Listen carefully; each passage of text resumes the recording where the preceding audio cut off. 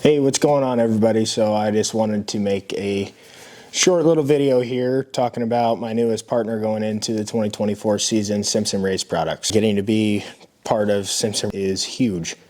They're one of the biggest names in safety and motorsports, and I've been a huge believer in Simpson pretty much my whole life. I remember my earliest days originally being a Tony Stewart fan, and Tony Stewart always had Simpson products. The Speedway Shark was the coolest looking helmet ever, and that's why I ended up with one. I have used Simpson products on and off ever since I started racing go-karts in 2003. Had a handful of different accessories. I think I might have had a set of gloves. Remember, we had a neck brace once upon a time that was Simpson. Had to do a little bit of digging for this video, find some of my old race suits. I was able to find this one here. Took forever to find. I remember when I first got this suit, my dad showed up with it, and I just thought it was the coolest looking suit ever. As a kid, you're growing up and you grow out of suits pretty quick, so you go through a lot of them.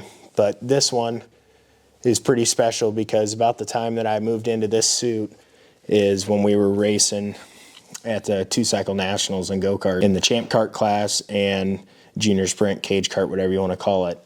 You had to wear a full fire suit, and I was able to win a national title with this suit, so this suit is very, very special. Actually, I won 2 national titles with that suit in both the champ kart and the junior sprint, so that suit will forever be very special to me. On and off, growing up throughout the go-kart stuff, I didn't have all Simpson stuff like I do now. In 2009, and we moved into big cars in 2010 to run it was called the B mod class at that time, but it was basically the open B modifieds. And that's when I ended up with this suit here. I look back at this suit now and I have a really hard time believing that I used to fit in this, because when I started racing cars at the age of 12, I think I maybe weighed 80 pounds, 85 pounds. I was just a little guy, but I had all Simpson base layer stuff, as this is just a single layer suit. But this suit also will remain very special to me because I ran that suit, I believe it was 2010 through 2012, somewhere in there, and then I moved up to a different one as I started to finally grow. In the big car stuff,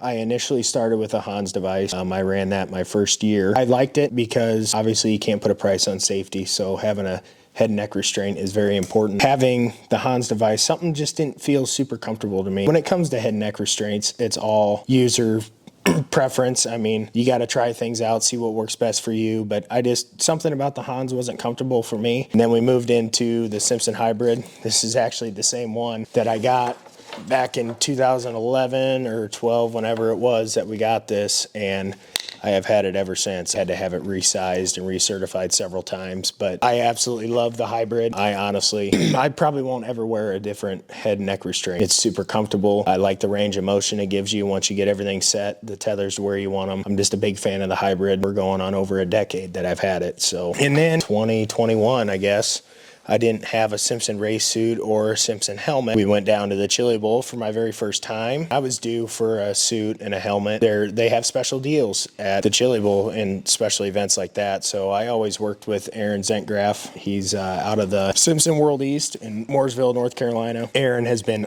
awesome to work with. Anytime I need anything, he's my go-to guy. He really has helped me out a lot. Working with him down there, and got a new suit and a new helmet. So I finished on Saturday night down there on Championship Saturday with my new suit, new helmet. I couldn't wait until the season started to wear it. So that was really cool, getting to be back in Simpson stuff. The 2021 season, we were still racing the midgets, and we got to June 19th, a day I will never forget. Honestly, it was, I would say that was one of those life-changing events for me.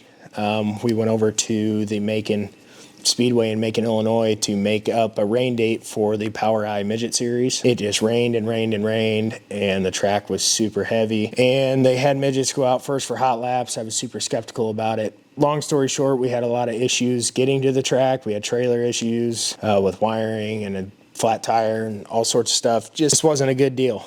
And we finally got there and went out for hot laps, and that's about when my memory stops. I ended up having a really, really bad wreck in hot laps there. I don't know if I had a tire go down, but from what I've been told, I don't remember any of the wreck.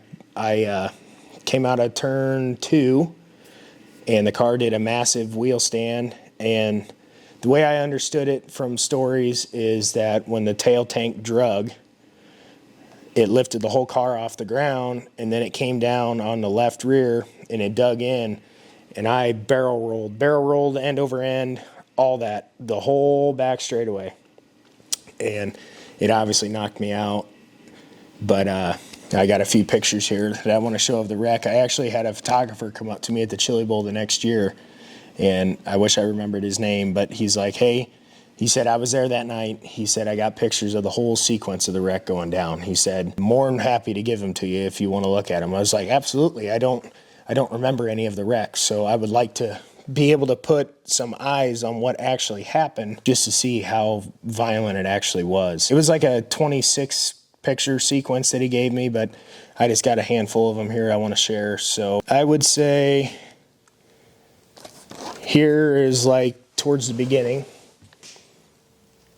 As you can see, I got some pretty good air going there. You see all the oil shooting out of the overflow on the external oil tank. In this picture here, if you look pretty close, one of the first impacts to the ground, my head basically hit the ground. It bounced off of the upper halo bar, and it cracked my helmet, which I will show you here shortly. Where it comes back down to the ground and a tail tank is dug into the ground, that shows you how soft the mud was out there, and the track was super gripped up and really dangerous. You can see my arm restraints weren't tight enough, so my hands came up, and your belts are going to stretch some when you get into a violent wreck like that, but mine stretched way more than they needed to.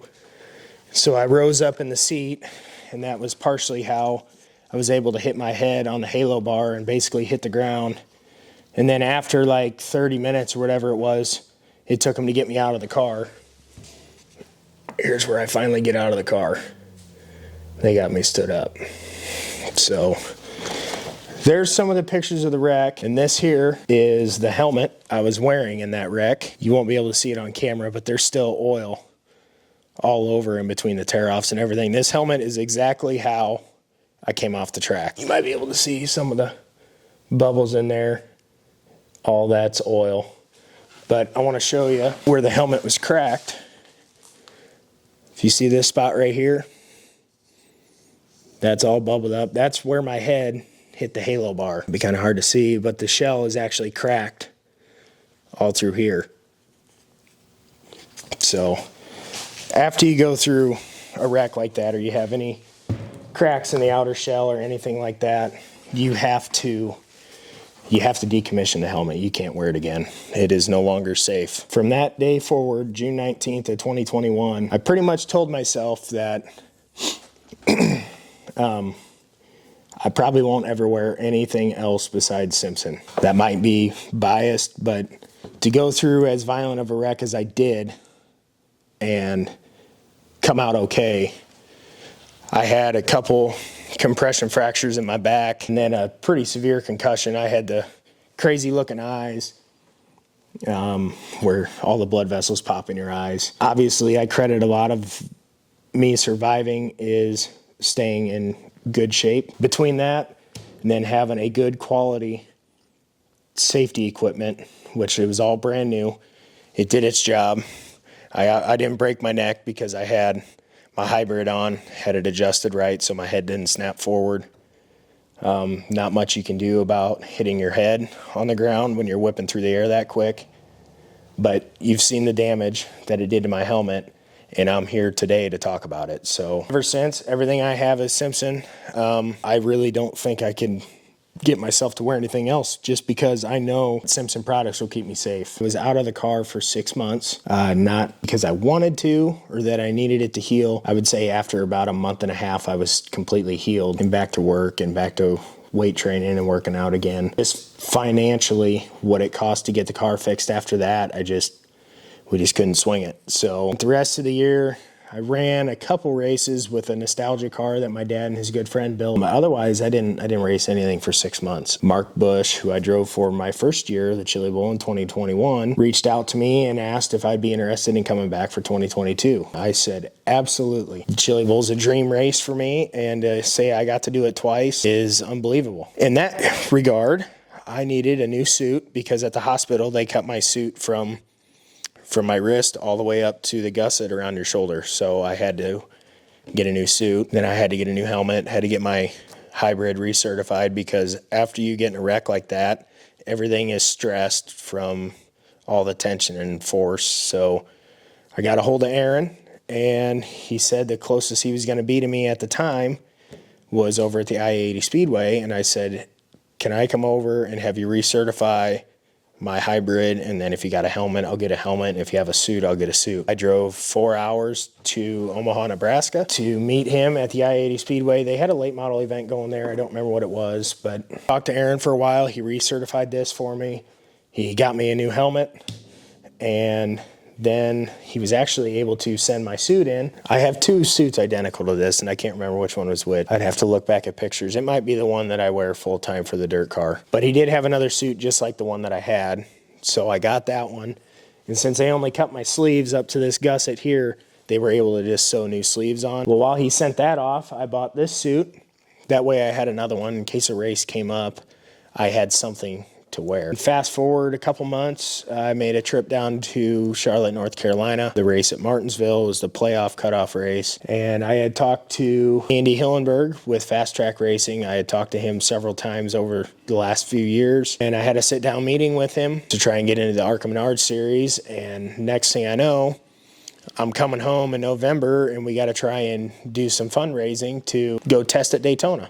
So that trip down there, I went over to Simpson World East. I got a Stilo helmet with all the electronics in it. I had all the ARCA patches put on it. And next thing you know, we were back at the Chili Bowl, and then we flew down to Daytona, tested in Daytona, again with all Simpson products. Flew back, raced the Chili Bowl, and then made my first ARCA Menard Series start last year at the Iowa Speedway. Here we are.